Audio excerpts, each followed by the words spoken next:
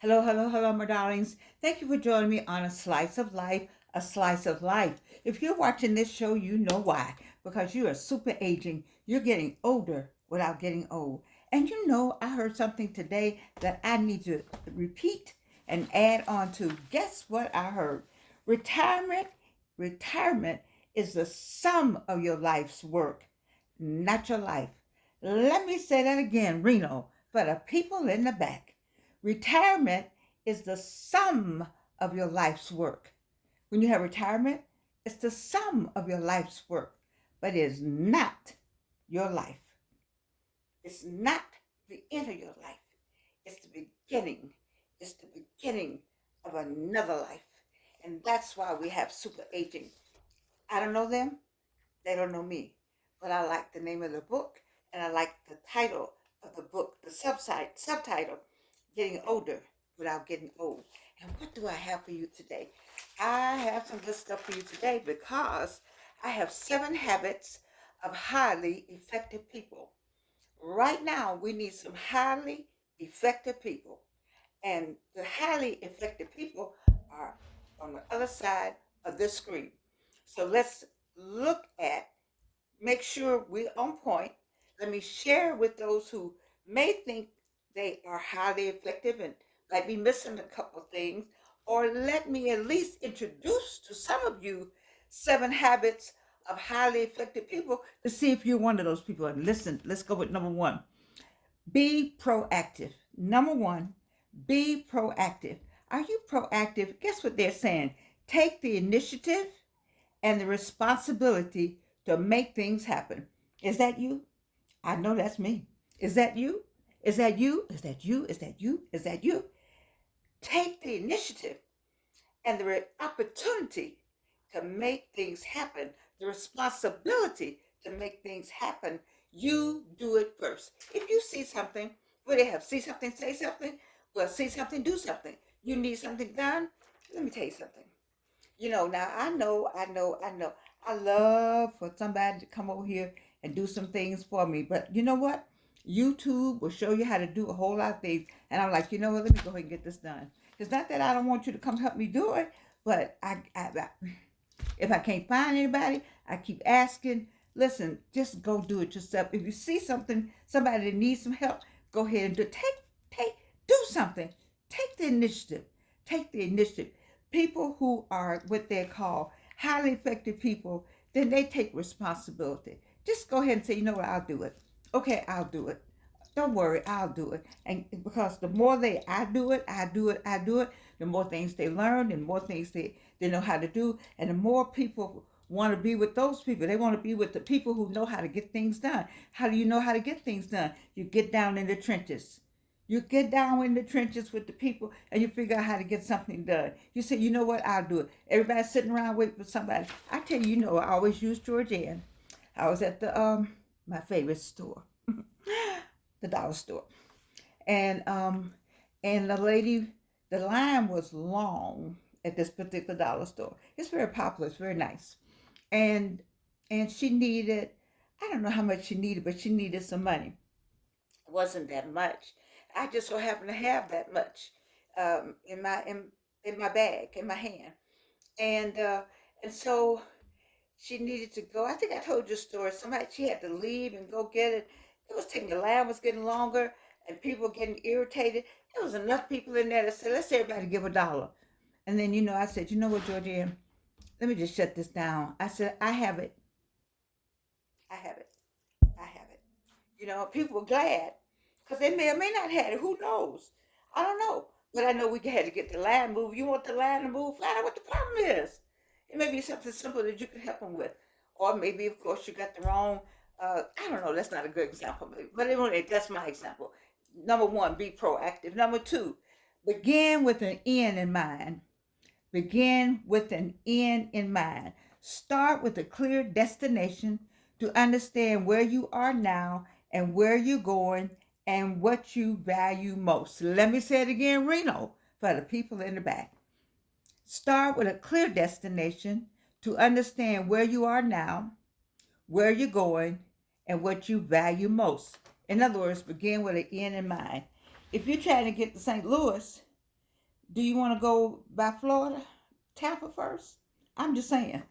Make up your mind where you're going, know where you're going, have an end where you're going. Say, you know what, at the end of this, I'm going to have A, B, C, and D done. Don't start it and then say, oh, well, why you still working on that? Yeah, you still working on it because you didn't have an end. You don't know when you end it. You could have end. You could be at the end. You could have a solution. Don't know you have a solution because you don't have the problem worked out. You don't know what the problem is. So begin with an end in mind. Number three, put first things first. Put first things first. Guess what the first thing is? Manage yourself. Don't be over here worried about this person and worried about that person, all in that person's business, trying to figure out what they be doing over here, what them that be doing over there. No. Stop it. Manage you. You. What about you? Let's start with you. Organize and execute around priorities. Organize and execute around priorities. I'm not going to even digress on that. Manage yourself. Anyway, now the next one. Think win-win. Oh, I love when I saw this. Wait, I'm not going to do it. I'm not going to do it. Just wait. I'm going to do it. See life as a cooperative, not a comprehensive arena where success is not achieved at the expense or the exclusion of the success of others. Let me say that again. See life as a cooperative, not a comprehensive arena where success is not achieved at the expense or exclusion of the success of others. So think win-win. See life as cooperative.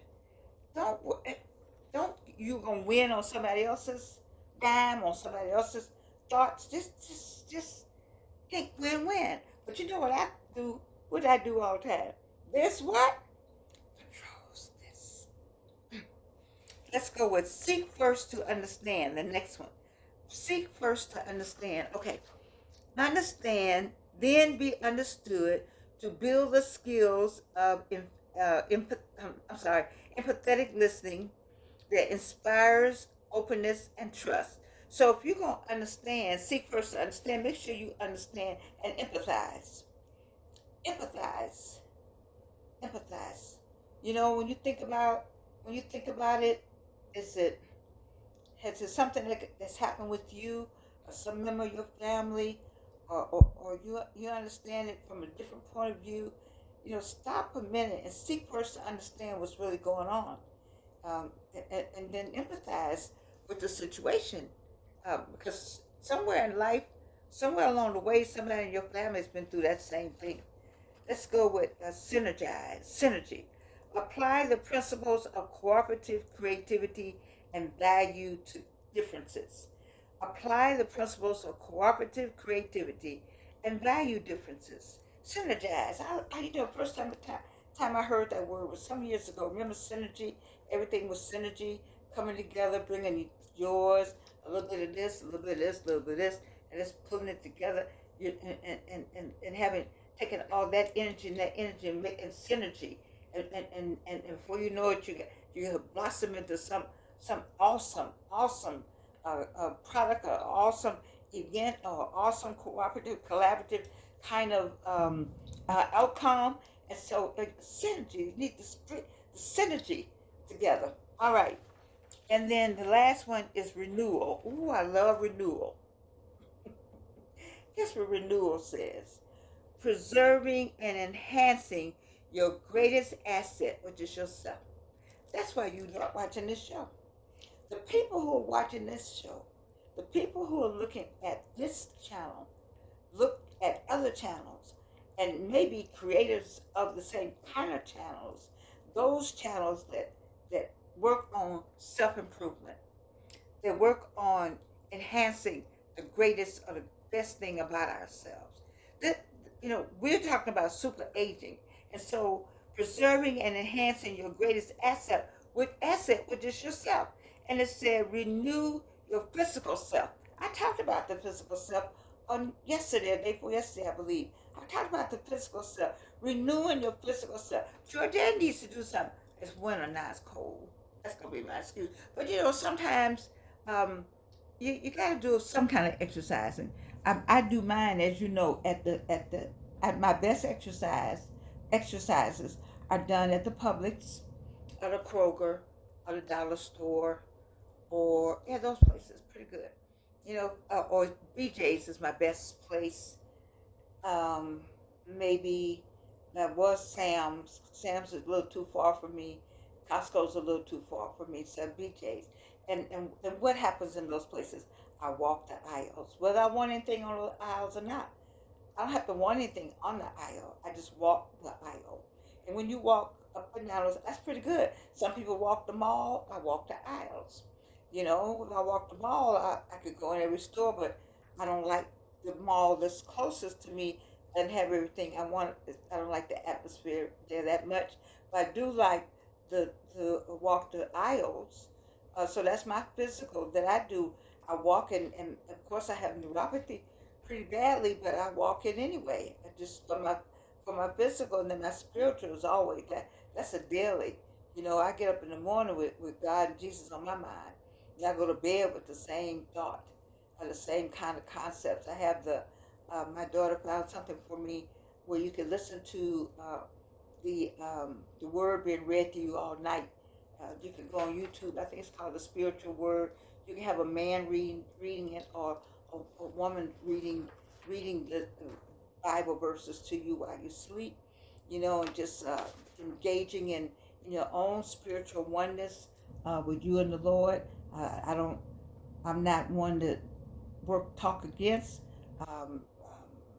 formal religions. Just a lot of people not going. There's so many things that happens in the church, you know. But if you go in with what you need to do and get what you need to get out of it and come on home, then it's okay too to attend the churches. But you know, you got to work on your own spirituality, whatever that is. I'm not in a position to tell anybody what that might be, you know. But you know what you need. We know we are human beings living in a spiritual existence. You know, spirit world is real. It's real, and you could play in it and find yourself in trouble, but it's real. You know, I don't know how to explain it, but those of you who are watching this show, you know I know what I'm talking about. You know, you can hear prayer changes things, and this spiritual world is really real. You know what I told my students? I think I've said it before. I'm gonna say it again. If you drop something and you say, "Oh my," once you say maybe a curse word when you drop it, then you'll be able to pick it up. If you drop it and you don't say a curse word, you just grunt and you drop and you pick it up, it'll drop again. And sometimes stuff drop 2 or 3 times. You know, that's not a good example for some of you, but some of you all know what I mean. And then by the third time you say the curse word, then it'll come up. So if I drop something, I don't do that. So if I drop something, I let it stay right there. I'll go get something else. I'll say, oh, I dropped it. And go get me something else. Do something else with it. When I come back, it's not going to drop right back out of my hand because I don't know how to explain it. I don't know how to explain it, but spirit, you know what I'm talking about. You know, you can stop the rain sometimes. You know, so many things we can do. We have the power. See, if you read your Bible or if you understood what's in the contract between the kingdom of heaven and the kingdom on earth, which is the same place. It's the same place. The kingdom on earth is the same as the kingdom in heaven. You already know that because you said the Lord's Prayer, as it is in heaven, as it is on earth. So you know that already. You just haven't probably put that together. You see, but once you get all that together, then you'll be able to have these renewals that they're talking about for the 7 habits of highly effective people. You know, once you can renew that physical and then understand the spiritual things that go on, then you'll be able to handle all these things. And then there's a mental and social and emotional dimension of your nature. This mental thing that's going on right now, I did go back and you'll see I did a show for the young people because there's some mental issues with there's a fear um, playbook going on, and that playbook is to take take people back to slavery, and so they're targeting not our age, but they're targeting young people who don't have a sense of the history because the history has not been told to them. Some of you all been too busy to tell the truth and the history to your own kids. You want them to believe that what we did. We want them to believe that they can just grow up in this. They don't have to know their history. They could just be all of that and have money and buy whatever they want, and they don't have any history. So when they get a text that says you're going back to slavery, they think that may be something that could happen because you haven't shared your history. You haven't told them the truth. The schools don't tell the truth about slavery. They say it's indentured servitude. I tell everyone to watch the movie. Then it's the movie that Whoopi Goldberg did called Whoopi Goldberg. It's called Unchained. Unchained, like a chain, but unchained melodies. Watch that with your families. I mean, stop getting your head out the sand. I mean, this whole renewal thing, I think, is the crux of the 7 habits of highly effective people. You got to know your physical self. You got to know your spiritual self, and the mental self. You got to know that mental self. We got a lot of people out here that's on the edge, and they don't know the history, which helps with some of, I think, the mental. If you knew the history of who you were, and kings and queens that you came from, if you knew that there were no white people in the Bible, if you know what color Jesus was, if you could figure out that, get a book and look up that they're changing the faces and the colors of the people who built the pyramids, that they still can't build a pyramid. The aqueducts were already developed by the Egyptians. You need to know who you are. Why is there Egyptology? Because people know that they were the ones who began laid the foundation for where we are today. See, that kind of information is there. Nobody wants you to know anything like that. They want you to know. They want that white supremacy thing, that we're stupid, dumb, ignorant, and we're going to take everything from you because of our white skin. People, I mean, come on, everybody, stop it. You're going to be highly effective people. You gotta know and understand what is happening around you, to you, about you, written for you, FUBU, for you, by us. You understand that. You need to get a grip on that. You need to know your emotional dimensions also. How much can you take? People start pushing you and pushing you and pushing you. We don't need you blowing up. And I think that's what's wrong now. There's so much crime, but people are mad with one another because there's an anger. It's been an anger since the pandemic. I honestly believe that the people are still suffering from the pandemic. We didn't transition back in properly. I told my daughter once that we just walking right back into life. We needed to have a transition period. We needed to have a period where people emotions were on the table, but emotions were never on the table. What was on the table? Oh, it was some emotional stuff on the table. All right, let's hurry up and get back. Let's hurry up and get to spending. Let's hurry back, get back to work. Let's hurry up and get back into making money. Let's hurry up and get back into spending money. We missed the whole time what that pause was for. We missed the whole reason for the pause. You missed it. You missed it, and now we're suffering. And so when I bring you 7 habits of highly effective people, you can see why they're highly effective, because they have taken time to be more proactive. They have taken time. They don't start a project unless they know what the end is in mind. Highly effective people put first things first. They have priorities. You're gonna go get the latest car and you don't have a garage. I mean, have you been to neighborhoods where the biggest car and the person lives in an apartment? What? What? You need to be on a skateboard or on the bus until you can get the money to get you a condo. If it's a condo, it's one thing. But if it's an apartment, you paying somebody else rent. and you got the biggest car with all the bells and whistles. I guess you have to live in it. I don't, who am I? I'm just a judgment. I apologize for that. But first things first, manage yourself. I need to manage Georgiana a little better. Think win-win. I do. I'm not getting ready to start something unless I can figure out how I'm a win. I'm not going to do that. I got 3 projects now. It's my fault for not getting them done. I got trying to do three things at one time instead of doing the first one first, the second one, third one third. I got them lined up now. I got them lined up in my office. I'm like, Jordan, stop it. Trying to do all 3 of them at one time. Really? Who do I think I am? Think win-win. Seek first to understand. If you understand a situation or you have some understanding about life, then you're able to empathize when you see something instead of criticizing. Empathize instead of criticizing. Empathize instead of criticizing. And then synergy. Okay, synergize. Synergy. We need that synergy. We need all of it, all that energy together. We can make something happen. It needs to be a more collaborative, cooperative spirit. And right now we need it more than we ever needed. And then renewal. Preserving and enhancing your greatest asset. What's the greatest asset, baby? The greatest asset is on the other side of this screen. You.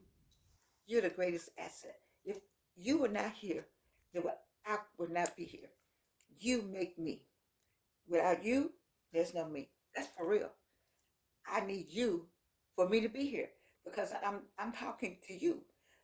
My thing is for you to see. I've had a lot of life, but some of y'all are young, much younger than me. You haven't had a lot of life. And I need you to know what a lot of life is, what a lot of life looks like. When you have when you have when you have challenges, I still don't have those teeth right here. And I pulled off the hair already. I just haven't gotten around to it. I'm gonna get around to it. I know that's just me right now with this hair on my head. It's fine. It'll be all right. And and then the eye. I finally got an appointment about the eye. Just all kind of things. And I try to show, 3 cancers. I tell you all this so you can keep going. I need for you to keep going. I don't need for you to throw your hands up. This is aching me. That's stopping me. If you see all the things that's going on with me, and you see I still get up and find me a little something, something. See, I went through the drawer to find this today. I didn't get it up like I wanted to. I wanted to find this. Then I thought this, my mother gave me this some time ago. My mother gave me this one and this one. So it's a little Georgia Young going on today. I'm just trying to show you how you just keep it moving. You gotta have some. You see this world. You see which way this world's going. You gotta have some Georgian, okay? You this is a little Georgian because the news is all blues right now. The news will give you the blues for real, and I don't want that for us because we got to stay alert. I need you to stay alert. Don't fall into the blues. I need you to stay alert because you're gonna need to be alert on January the 20th, 2025. Hmm. Remember how I started. Retirement is the sum of your life's work. Retirement is not your life. I love you, and you can't do anything about it.